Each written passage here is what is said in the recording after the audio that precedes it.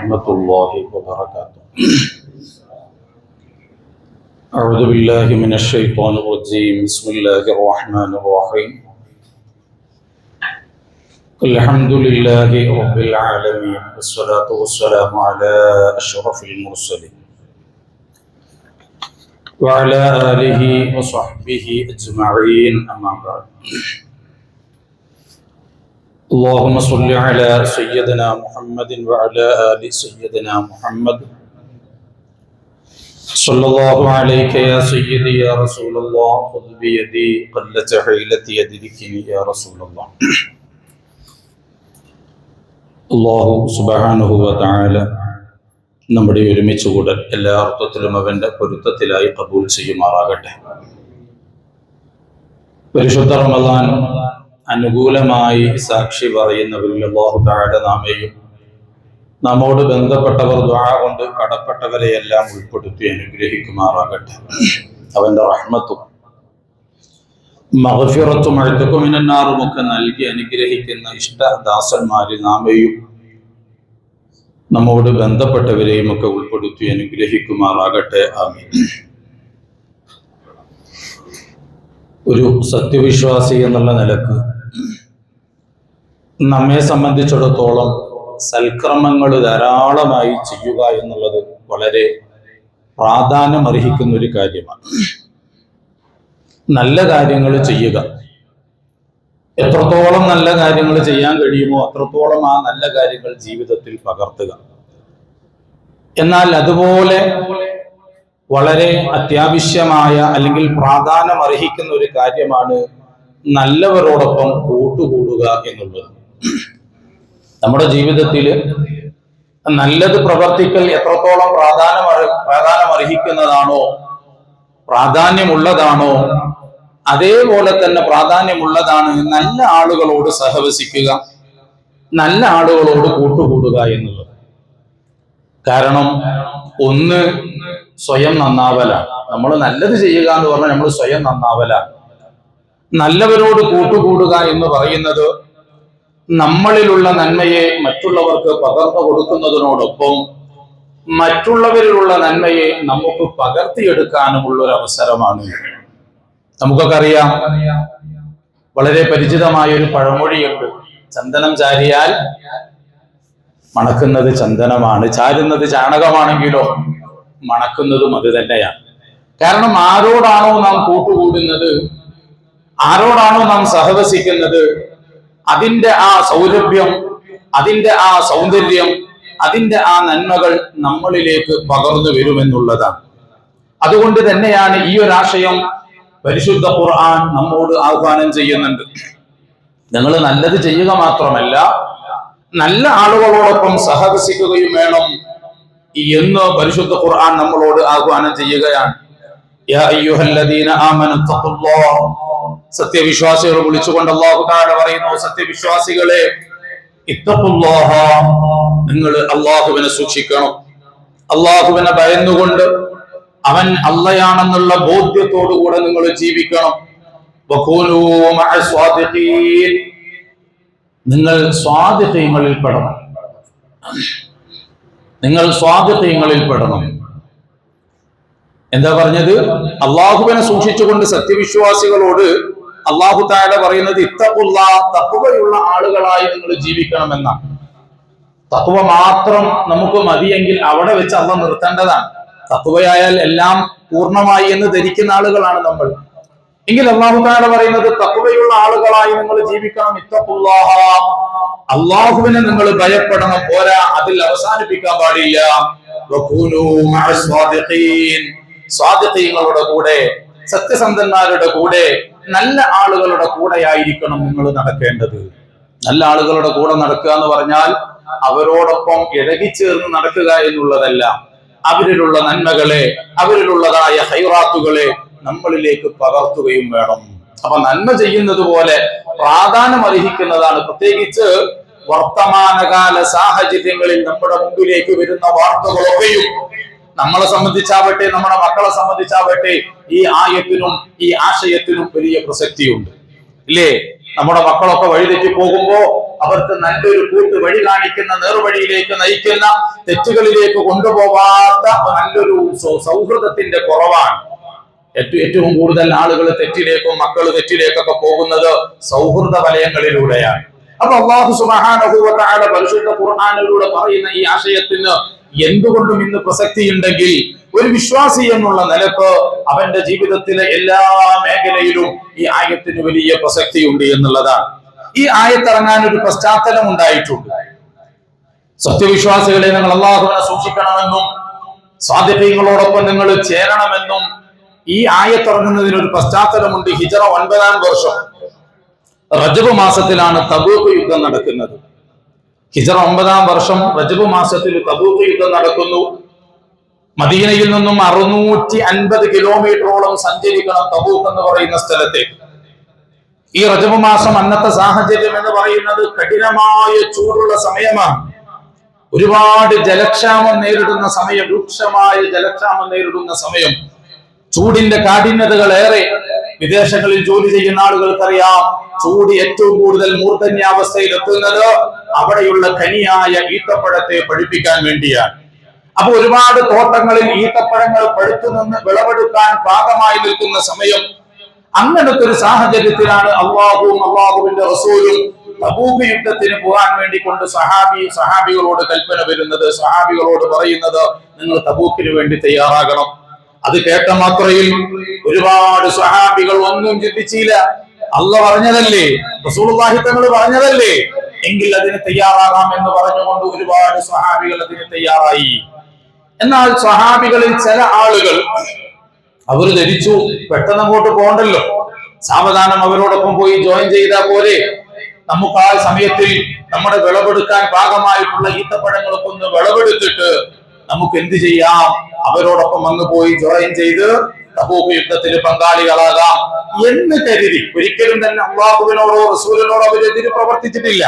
അവരുടെ മനസ്സിൽ ഉദിച്ച ചിന്ത, പെട്ടെന്ന് അങ്ങോട്ട് പോകേണ്ട ഇങ്ങനത്തെ ഒരു സാഹചര്യമല്ലേ ഉള്ളത്, ആ സാഹചര്യങ്ങൾ ഒരു പരിധി വരെ അനുകൂലമാക്കിയിട്ട് ആ യുദ്ധത്തിൽ പങ്കാളികളാകാം എന്ന് കരുതി ഒരൽപ്പം വൈകി നിന്നു, ഒരൽപ്പം പിന്തി നിന്നു.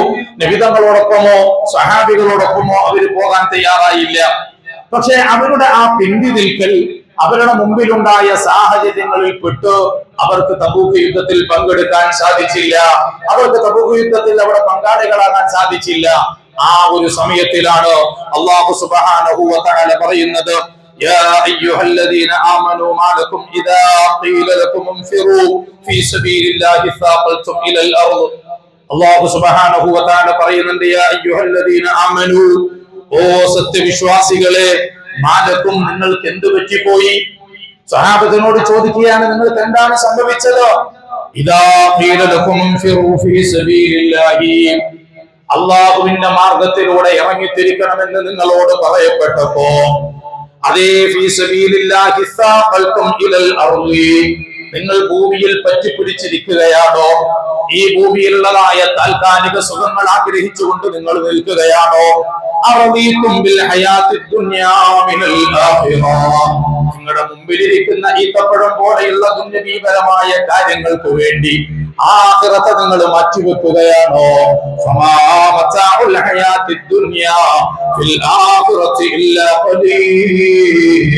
ആഖിറത്തെ സംബന്ധിച്ച് നോക്കിയാൽ ദുനിയാവ് ഒന്നുമല്ല.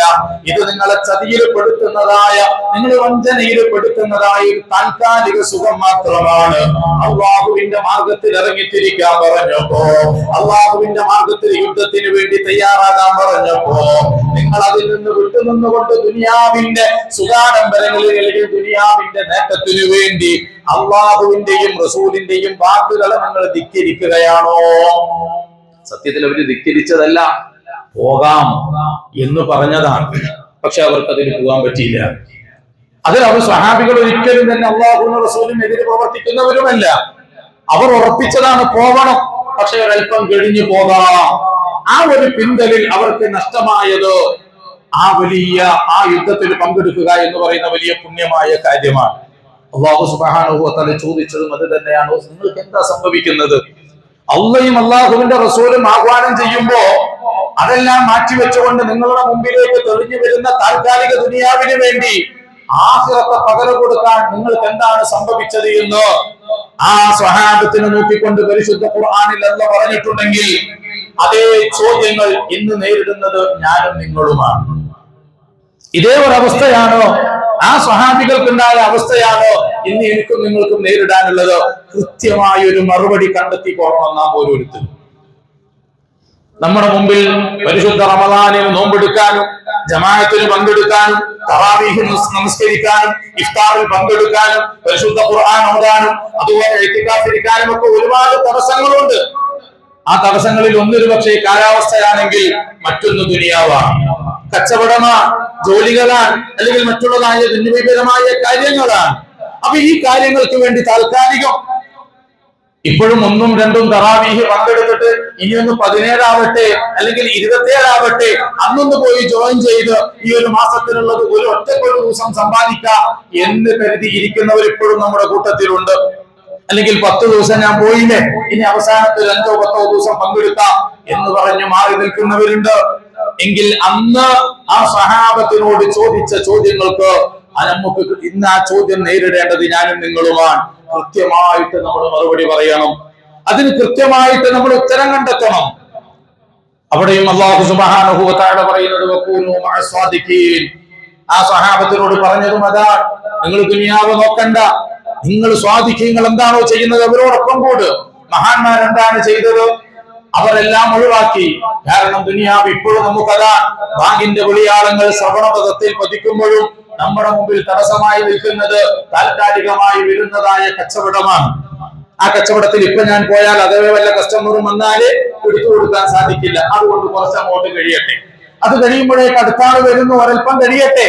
അങ്ങനെ കഴിഞ്ഞൊരു നിസ്കാരം ഖളാആയി പോവുകയാണ്, തറാവീഹ് നഷ്ടപ്പെട്ടു പോവുകയാണ്, സുബ്ഹി ജമാഅത്ത് നഷ്ടപ്പെട്ടു പോവുകയാണ്, സുബ്ഹി ഖളാആയി പോവുകയാണ്. ഇപ്പോഴും പരിശുദ്ധ റമദാനിലും അത്താഴത്തിന് വെച്ച് സുഭിക്ഷമായ ഭക്ഷണം കഴിച്ച് സുബ്ഹി നിസ്കരിക്കാതെ സുബ്ഹി ഖളാആക്കുന്ന ആളുകൾ നമ്മുടെ കൂട്ടത്തിലില്ലേ? എന്ത് മറുപടിയാണ് പടച്ച റബ്ബിനോട് പറയാനുള്ളത്? ഇപ്പോഴും നമ്മൾ ഓരോ കാരണങ്ങൾ പറഞ്ഞ് പിന്തിപ്പോവുകയാണ്. നമുക്ക് കാരണങ്ങൾ പറയാൻ ഒരുപാടുണ്ടാകും. ആ കാരണങ്ങളൊന്നും പടച്ച റബ്ബിന്റെ മുമ്പിൽ പര്യാപ്തമല്ല എന്നുള്ളതാണ് ഈ സ്വഹാബത്തിനെതിരെ സ്വഹാബത്തിനോട് പറഞ്ഞ ഈ ഖുർആനിക സൂക്തം, ഖുർആനിക ആയത്ത് നമ്മളോട് പറയുന്നത്. അതിലുള്ള കൃത്യമായ മറുപടി കണ്ടെത്തണം. നമ്മൾ മുൻഗാമികൾ എന്താണോ ചെയ്തത്, സ്വഹാബികൾ എന്താണോ ചെയ്തത്, ആ അവരുടെ മാർഗങ്ങൾ സ്വീകരിക്കണം. ഇനി അടുത്ത ദിവസം നമ്മൾ സ്മരിക്കാൻ പോകുന്നത് ബദരീങ്ങളെയാണ്. ആരാണ് ബദരീങ്ങൾ? ആരാണ് ബദരീങ്ങൾ? നമുക്ക് ബദർ മാതൃകയാകുന്നത് എങ്ങനെയാണ്? സാധാരണ ബദർ ദിനം എന്ന് പറയുന്ന സമയത്ത് നമ്മുടെ മനസ്സിലൊക്കെ വരുന്ന ചിത്രം എന്താണ്? നല്ലോണം ചെമ്പില് ബിരിയാണി വെക്കണം, അല്ലെങ്കിൽ ഭക്ഷണം വെക്കണം, അത് നല്ലോണം പാകം ചെയ്യണം, എന്നിട്ടോ കുറച്ചു നേരം ഇരുന്നിട്ട് അവരുടെ മൗലൂദ് ചെല്ലണം. ബദർ ദിനം അങ്ങോട്ട് അവസാനിച്ചു, ബദരീങ്ങളോടുള്ള കടമകളും കഴിഞ്ഞു, എല്ലാം പൂർത്തിയായി എന്ന് ധരിക്കുന്നവരുണ്ടെങ്കിൽ ആ ധാരണ തിരുത്തപ്പെടേണ്ടതാണ്. ബദറുകൾ അനുസ്മരിക്കുന്നതും ഉഹദിനെ അനുസ്മരിക്കുന്നതും ബദരീങ്ങളെ സ്നേഹിക്കുന്നതും സഹാബികളെ മാതൃകയാക്കുന്നതും ഒക്കെ ഇതെല്ലാം ചെയ്യണം. അതെല്ലാം സൽക്രമമാണ്. പരിശുദ്ധ ഖുർആൻ കൊണ്ടും തിരു ഹദീസ് കൊണ്ടും പ്രമാണങ്ങളെ കൊണ്ടും ഇസ്ലാമിൽ സ്ഥിരപ്പെട്ട ഒരു കാര്യമാണ്. അല്ലാതെ ഞാൻ ഈ ഒരു വാക്കെടുത്തിട്ട് കണ്ടിയില്ലേ അവിടെ മൗലൂദ് ഓതാൻ പറ്റുമോ, അതിനാവശ്യമുണ്ടോ എന്നൊന്നും പറഞ്ഞിട്ട് ആരും രംഗത്തിലേക്ക് ഇറങ്ങേണ്ടതില്ല. തെളിവ് വേണമെങ്കിൽ കൃത്യമായിട്ട് വന്നോളൂ. ഇസ്ലാമിക പ്രമാണങ്ങളുടെ അടിസ്ഥാനത്തിൽ ഈ നടത്തപ്പെടുന്നതൊക്കെ ഇസ്ലാമികമാണ് എന്ന് തെളിയിക്കാൻ ഞാൻ ബാധ്യസ്ഥനാണ്, ഞാൻ തയ്യാറുമാണ്. അല്ലാതെ അവിടെ ഇവിടെ ഇരുന്നിട്ട് എന്ത് ചെയ്യാൻ നിൽക്കണ്ട, അതിനൊരാൾ ഫത്വ കൊടുക്കാൻ നിൽക്കണ്ട. ദീന് കൈകാര്യം ചെയ്യുന്നത് അറിയുന്നവരാണ്. അറിയില്ലെങ്കിൽ അറിഞ്ഞുകൊണ്ട് കൈകാര്യം ചെയ്യണം. ദീനിന്റെ ഏത് വിഷയങ്ങളും അങ്ങനെ തന്നെയാണ്. സുന്നത്ത് ജമാഅത്തിന്റെ ഏത് വിഷയങ്ങളാണെങ്കിലും അതിന് കൃത്യമായ പ്രമാണങ്ങളുടെ അടിസ്ഥാനമുണ്ട്. ആ അടിസ്ഥാനത്തിൽ തന്നെയാണ് ചെയ്യുന്നത്. അതിന് വിരുദ്ധമായിട്ടുള്ളതോ അതിന്റെ പണ്ഡിതന്മാർ കൃത്യമായി പറയുന്നുണ്ട് അത് പാടില്ലാത്തതാണ് എന്നുള്ളതും. ഏതായാലും ഇൻഷാ അല്ലാഹ് ബദർ ദിനം വരുന്നത് ഞാൻ പറഞ്ഞത് കേവലം ഒരു ഭക്ഷണം പാകം ചെയ്യൽ മാത്രമല്ല. ബദർ ദിനം ആഘോഷിക്കുന്നതിന്റെ അടിസ്ഥാനം ആ ബദരീങ്ങൾ നമുക്ക് മാതൃകയാകലാണ്. ആ ബദരീങ്ങൾ നമുക്ക് മാതൃകയാകലാണ്. എങ്ങനെയാണ് ബദരീങ്ങൾ മാതൃകയാകുന്നത്? വളരെ കലുഷിതമായ ഒരു സാഹചര്യമായിരുന്നു ബദറിലേക്ക് വേണ്ടി പോയത്. യുദ്ധത്തിന് വേണ്ടി പോയതല്ല. നമുക്കറിയാം ചരിത്രങ്ങൾ. ഒരു പ്രതിരോധത്തിന് വേണ്ടി പോയതാണ്. പ്രതിരോധം യുദ്ധമായി മാറിയതാണ്. സജ്ജീകരണങ്ങളൊന്നും കയ്യിലുണ്ടായിരുന്നില്ല. ആരോഗ്യപരമായിട്ട് നോക്കിയാൽ 16 ദിവസം നോമ്പെടുത്തിട്ടുള്ള ക്ഷീണമുണ്ട്. നമ്മളെടുത്ത നോമ്പുമായിരിയല്ല.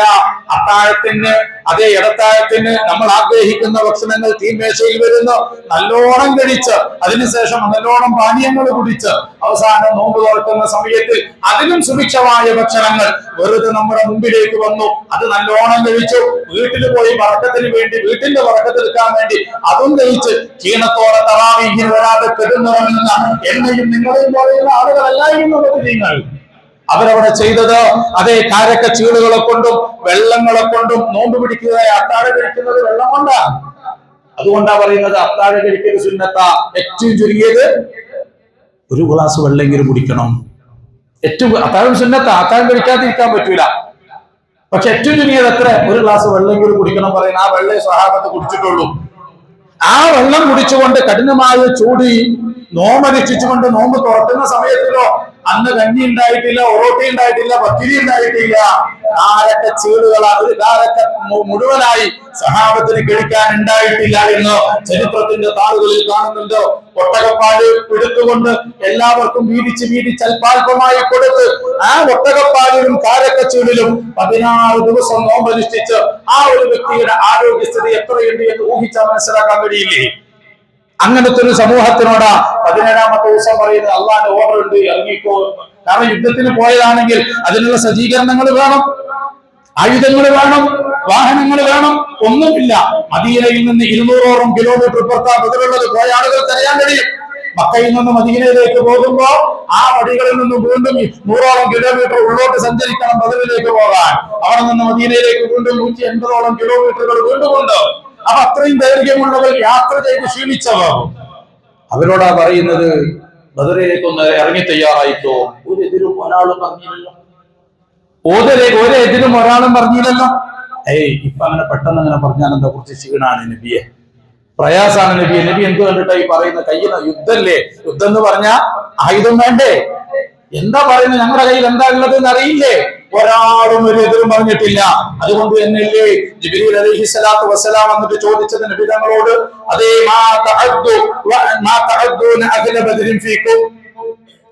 നബിയെ ബദരീങ്ങളെ കുറിച്ച് നിങ്ങളുടെ അഭിപ്രായം എന്താണ്? ജിബ്രീൽ അലൈഹിസ്സലാത്തു വസ്സലാം ചോദിക്കാം, ബദരീങ്ങളെ കുറിച്ച് നിങ്ങളുടെ അഭിപ്രായം എന്താ?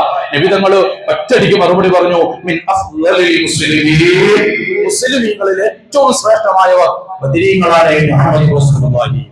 നബി തങ്ങളുടെ ഉമ്മത്തീങ്ങളിൽ നിന്നല്ല, എന്റെ ഉമ്മത്തീങ്ങളിൽ നിന്നല്ല പറഞ്ഞ, മുസ്ലിമീങ്ങളിൽ ആദം നബി അലൈഹിസ്സലാത്തു വസ്സലാം മുതൽ അവസാനം വരുന്ന ജനവിഭാഗങ്ങൾക്കിടയിൽ ഏറ്റവും കൂടുതൽ ശ്രേഷ്ഠമായവർ അമ്പിയാക്കൾ കഴിഞ്ഞാൽ ഏറ്റവും കൂടുതൽ ശ്രേഷ്ഠമായി നിൽക്കുന്നത് ബദരീങ്ങളാണ്. സ്വഹാബികളിൽ തന്നെ ഏറ്റവും പരമോന്നത പദവി അലങ്കരിക്കുന്നവർ ബദരീങ്ങളാണ്. ആ ഒരു സ്ഥാനത്തിലേക്ക് അവരെത്തിയതിന്റെ കാരണം എന്താണ്? ആ രൂപത്തിലുള്ള അള്ളാഹുവിനുള്ള വഴിപ്പെടലാണ്. അതാണ് എനിക്ക് നിങ്ങൾക്ക് മാതൃകയാകേണ്ടത്. എന്തിന്? ഇത്രയും പ്രയാസങ്ങൾ വരുമ്പോഴും പ്രതിസന്ധികൾ വരുമ്പോഴും അള്ളാഹ് എന്താണോ പറഞ്ഞത്, റസൂലുള്ളാഹി തങ്ങൾ എന്താണോ പറഞ്ഞത്, ആ പൊരുത്തത്തിന് വേണ്ടി ദുന്യവീപരമായ ക്ഷീണങ്ങളും പ്രയാസങ്ങളും ബുദ്ധിമുട്ടുകളും മാറ്റിവെച്ചുകൊണ്ട് അവന് വേണ്ടി, അവന്റെ ദീനിന് വേണ്ടി പ്രവർത്തിക്കാൻ തയ്യാറാകുക.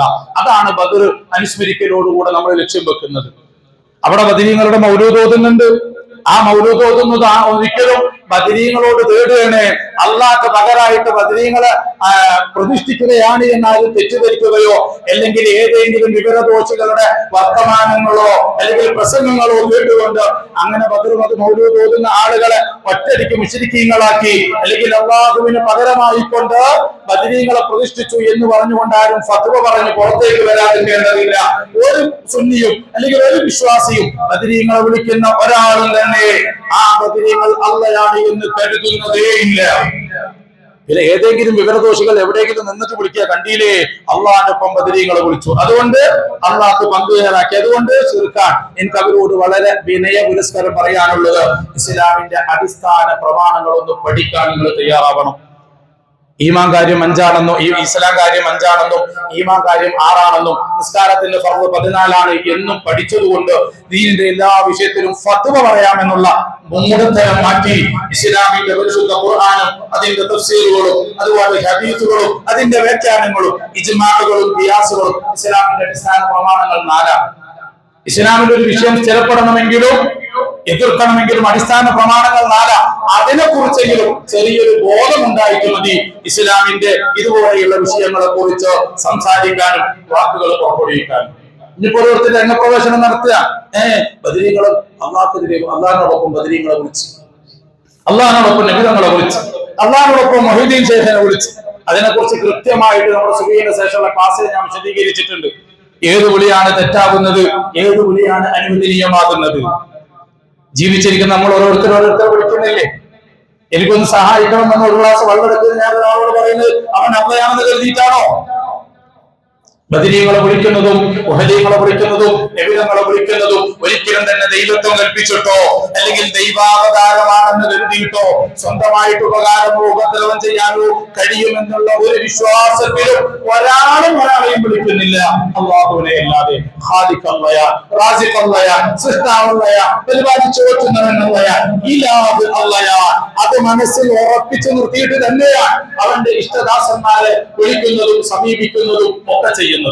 അതുകൊണ്ട് ആ വിഷയത്തിലൊക്കെ ഇടപെടുമ്പോൾ ഇസ്ലാമിനെ കുറിച്ച് കൃത്യമായിട്ട് പഠിക്കണം. ചെല്ലെങ്കിലുള്ള പ്രശ്നം എന്താ പറഞ്ഞാൽ നമുക്കൊന്നും നഷ്ടപ്പെടാനില്ല.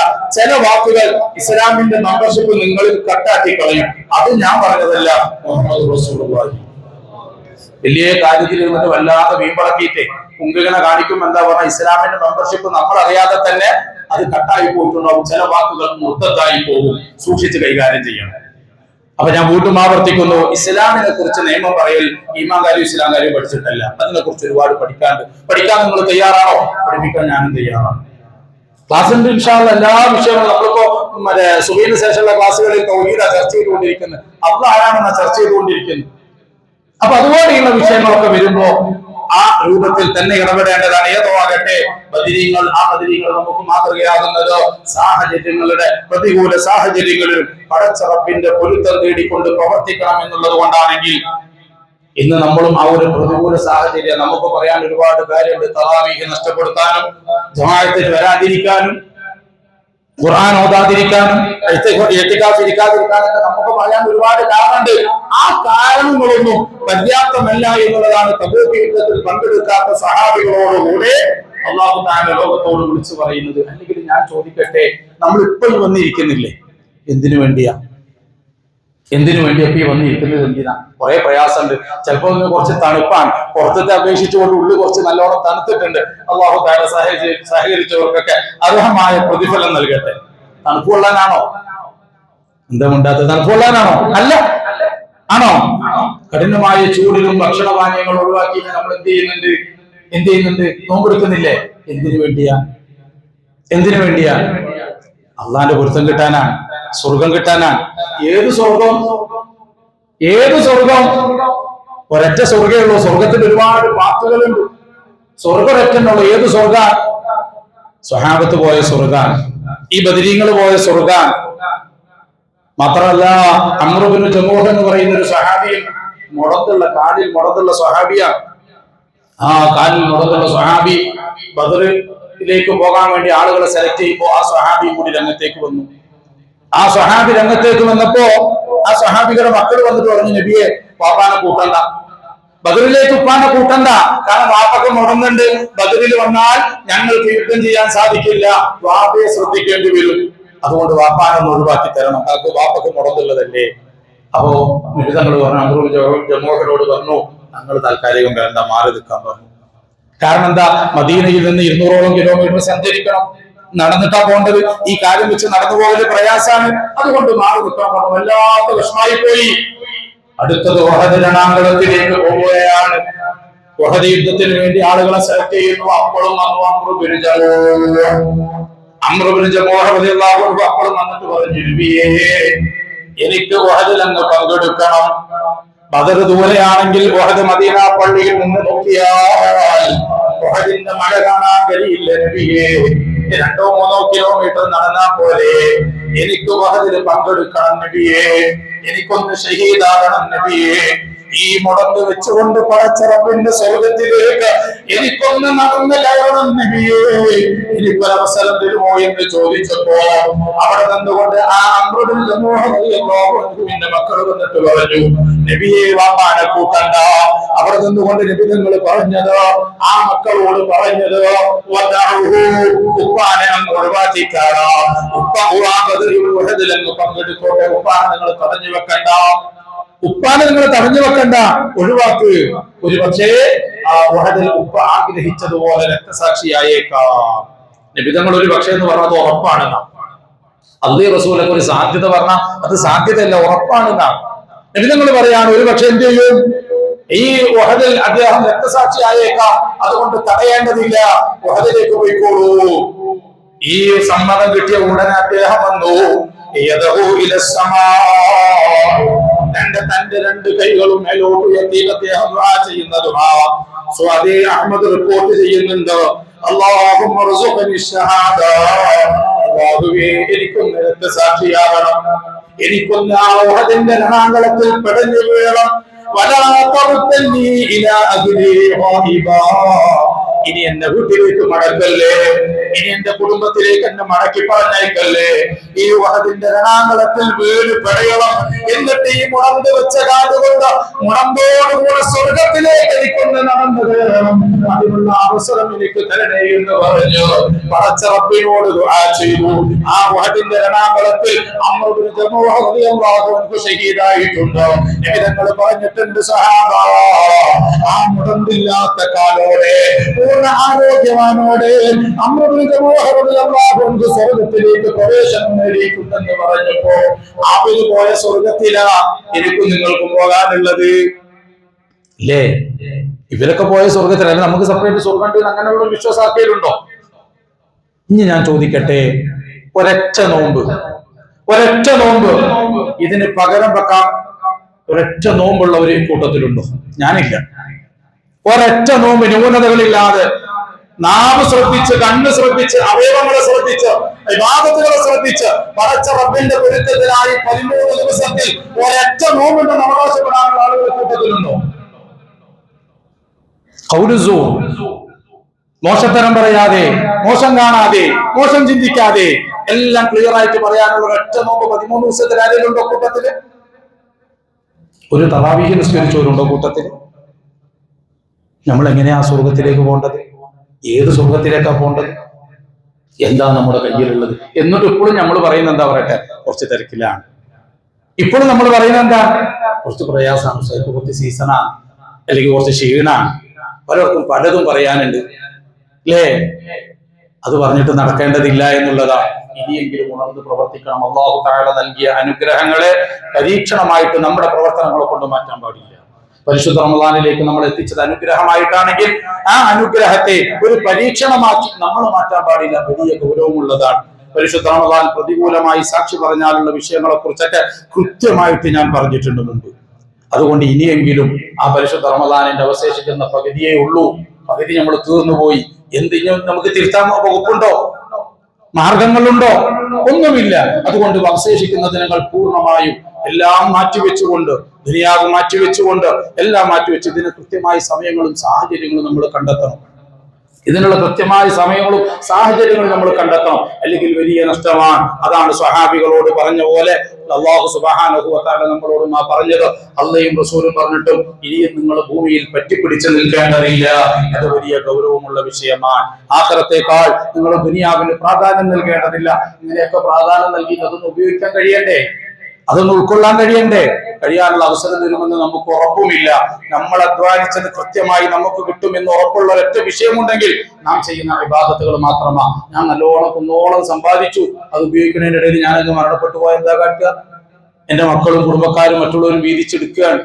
നേരെ മറിച്ച് ഞാൻ ഈ ചെയ്യുന്ന അധ്വാനങ്ങൾ ഒരാളും വീതിച്ചെടുക്കൂല, അതെല്ലാം എനിക്ക് തന്നെ കിട്ടാനുള്ളതാണ്. ആ ഒരു ബോധത്തോടുകൂടെ പരിശുദ്ധ റമദാനിന് അവശേഷിക്കുന്ന ദിനരാത്രങ്ങൾ കൃത്യമായി ഉപയോഗപ്പെടുത്തുക. റഹീമായ തമ്പുരാൻ നമുക്കതിന് തൗഫീഖ് നൽകുമാറാകട്ടെ.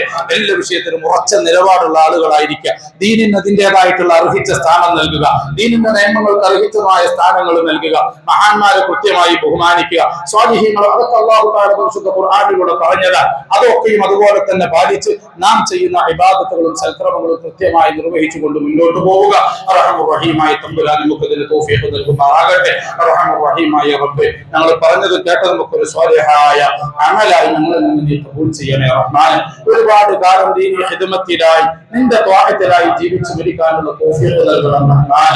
ആഫിയത്തുള്ള ദീർഘായുസ്സ് നൽകണേ അല്ലാഹ്. അല്ലാഹുവേ, പരിശുദ്ധ റമദാനാണ്, അമലുകൾ ഒന്നുമില്ല, ഒരുപാട് അപാകതകൾ സംഭവിച്ചിട്ടുണ്ട് റബ്ബേ. എല്ലാം പുറത്തു മാഫാക്കണേ അല്ലാഹ്. നിന്റെ റഹ്മത്ത് കൊണ്ട് ഞങ്ങളുടെ സർവ്വ പാപങ്ങളും ദോഷങ്ങളും നീ പുറത്തു തരണേ റഹ്മാൻ. അല്ലാഹുവേ, എല്ലാ അർത്ഥത്തിലും പരിശുദ്ധ റമദാൻ ഞങ്ങൾക്കും കുടുംബങ്ങൾക്കും ദുആ കൊണ്ട് ഏൽപ്പിച്ചവർക്കൊക്കെ അനുകൂലമാക്കി തരണേ അല്ലാഹ്. പ്രതികൂലമാക്കല്ല റഹ്മാനെ, അനുഗ്രഹമാക്കി തരണം റഹ്മാനെ, പരീക്ഷണമാക്കല്ല തമ്പുരാനെ. അല്ലാഹുവേ, പരിശുദ്ധ റമദാൻ ഞങ്ങൾ അനുഷ്ഠിച്ച നോമ്പുകളും അതുപോലെ നിസ്കാരങ്ങളും ഇഅ്തികാഫുകളും തിലാവത്തുകളും ഇഫ്താറുകളും സദഖകളും എല്ലാം നിന്റെ പൊരുത്തത്തിലായി നീ കബൂൽ ചെയ്യണേ റഹ്മാനെ. അല്ലാഹുവേ, പരിശുദ്ധ റമദാനിൽ വിജയിക്കുന്നവരിൽ ഞങ്ങളെ കുടുംബങ്ങളെ ഉൾപ്പെടുത്തണേ അല്ലാഹ്. ഒരുപാട് പേര് ദുആ കൊണ്ട് ഏൽപ്പിച്ചിട്ടുണ്ട്, പലവിധ മുറാദുകളുണ്ട്, രോഗങ്ങളുണ്ട്, പലവിധ വിഷമങ്ങളുണ്ട്. എല്ലാവർക്കും നീ റാഹത്ത് നൽകണേ റഹ്മാനെ, സന്തോഷം നൽകണം തമ്പുരാനെ. ഈ ഭവനത്തിന് വേണ്ടി ഒരുപാട് പേര് സഹായിച്ചിട്ടുണ്ട്, അർഹമായ പ്രതിഫലം നൽകണേ അല്ലാഹ്. അവരുടെ മുറാദുകൾ നീ ഹസ്സിലാക്കണേ റഹ്മാനെ. നോമ്പുതറകൾ നൽകുന്ന സഹോദരന്മാരുണ്ട്, സഹോദരിമാരുണ്ട്, അവർക്കും അർഹമായ പ്രതിഫലം നൽകണം റഹ്മാനെ. അതിനുവേണ്ടി പ്രയത്നിക്കുന്നവരുണ്ട്, പ്രവർത്തിക്കുന്നവരുണ്ട്. അവരുടെ പ്രവർത്തനങ്ങളൊക്കെയും ആഖിറത്തിൽ ഉപകരിക്കുന്ന അമലായി നീ സ്വീകരിക്കണേ റഹ്മാനെ. ഞങ്ങളിൽ നിന്ന് മരണപ്പെട്ടു പോയ എല്ലാവർക്കും, ഈ പള്ളിക്ക് ചുറ്റും മറവട്ട് കിടക്കുന്ന എല്ലാ മുഅ്മിനാത്തുകൾക്കും നരകമോചനം നീ സാധ്യമാക്കണേ അല്ലാഹ്. സ്വർഗ്ഗപ്രവേശനം നൽകി അനുഗ്രഹിക്കണേ റഹ്മാനെ. റബ്ബനാ ആതിനാ ഫിദ്ദുനിയാ ഹസന വഫിൽ ആഖിറതി ഹസനതൻ വഖിനാ അദാബന്നാർ.